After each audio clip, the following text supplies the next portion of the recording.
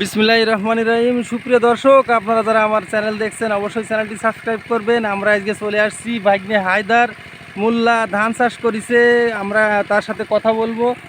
মাশাল্লাহ হয়তো 20-25 দিন হয়েছে ধানের বয়স। 2025 সালে কি ধান রোপণ করেছে হায়দার মোল্লা, আমরা তার সঙ্গে একটু কথা বলবো এবং শুনবো।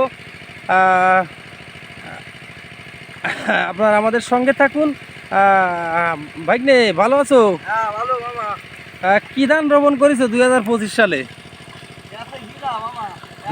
হীরা ধান, এক কাঠি মোটা না? আজ যে আনুমানিক কয়দিন বয়স ধানের? 25 দিন বয়স। তাহলে সার কয়বার মারিছো ধান লাগায়? আগে এক পিরিয়ড মোট একবার দিছো? ও, এই 20 দিনের দিন দিতে হয় সার, তা 5 দিন বেশি হয়ে গেছে না? তার কালকে সার দিয়ে দিও দ্রুত, যাতে হ্যাঁ পানি দিয়ে কালকে সার দিয়ে দিবা। ঠিক আছে, ধন্যবাদ। আর ওই হীরা মোটা ধান না? তো এই স্যাটকায় দিচ্ছ ধান, এই স্যাটকায় দিলি ধানে কি ভালো হবে নাকি?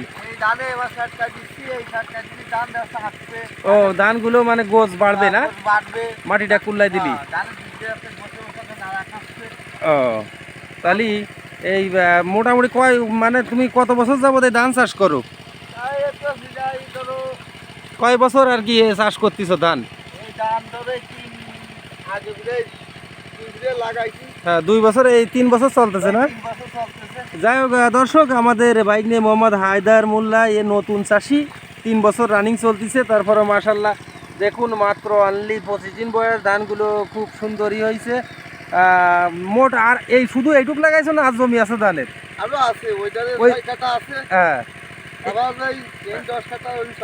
10 কাঠা 16 কাঠা, এবারে 16 কাঠা লাগাইছো তাই তো?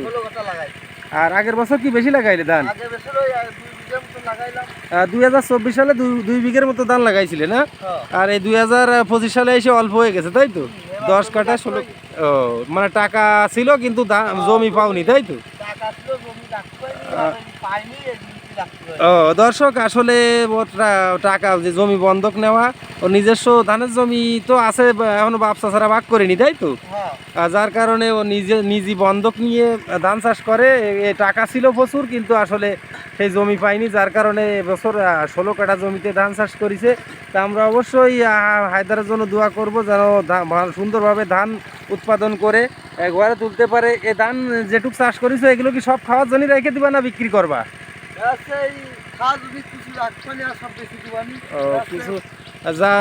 কিছু এটা তো বেঁধে দিবা, আর ওই 6 কাঠাতে খাওয়ার জন্য রেখে দিবা তাই তো? দর্শক, ওর খাওয়ার যে ধান লাগবে সেটা রেখে বেঁচে দেবে। আর বিছালি কি করবা? গরু কয়টা আছে? গরু আছে একটা, বিছালির গুলো লাগে যাবে গরুর জন্য তাই তো? তো দর্শক, বাইক নিয়ে হায়দারের গরু রয়েছে, ধানগুলো খাওয়ার জন্য রাইখে বাকিটা বিক্রি করে দেবে।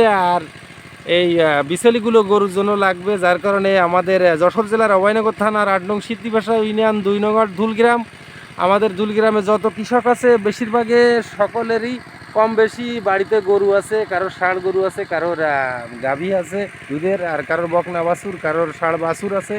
এইগুলোর জন্য এক কথায় তাদের গরুর খাবার হিসেবে এই বিছালিগুলো খুব জনপ্রিয়। আপনারা জানেন এই বিছালিগুলো এই জন্য মানুষ নিতান্ত বাধ্য হয়ে ধান চাষ করে। কারণ আপনারা জানেন 1 কাউন বিছালির দাম বর্তমান 5,000-এর উপরে, 6,000-7,000 টাকা। যার কারণে এই ধান চাষ অনিবার্য, মানে বাধ্যতামূলক চাষ করাই লাগে, নইলে গরুর খাবার হয় না।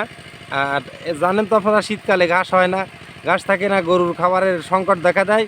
তো ঠিক আছে বাইক নিয়ে ভালো থাকো, আমরা আমাদের চ্যানেলের পক্ষ থেকে অনেক অনেক ধন্যবাদ। হ্যাঁ, আর দর্শক, আমরা দেখাচ্ছিলাম আজকে আমার বাইক নিয়ে হায়দার মোল্লার ধান চাষ পদ্ধতি। আজকে 20 দিনের দিন দ্বিতীয়বার সার দিতে হয় ধানে, কিন্তু ওর একটু দেরি হয়ে গেছে, 25 দিনের দিন দিবে। আজকে 25 দিন চলতেছে ধানের বয়স, আজকে পানি দিচ্ছে, কালকে 26 দিনের দিন দ্বিতীয় সার দেবে এবং থোড়মুখী ফুলামুখী আবার তৃতীয়বার দেবে। তোর জন্য অনেক অনেক দোয়া রইল। সবাই ভালো থাকবেন আর আমাদের চ্যানেলটি সাবস্ক্রাইব করে সঙ্গে থাকবেন। আশা করি পরবর্তী কোনো এক ভিডিওয় কথা হবে। আল্লাহ হাফেজ।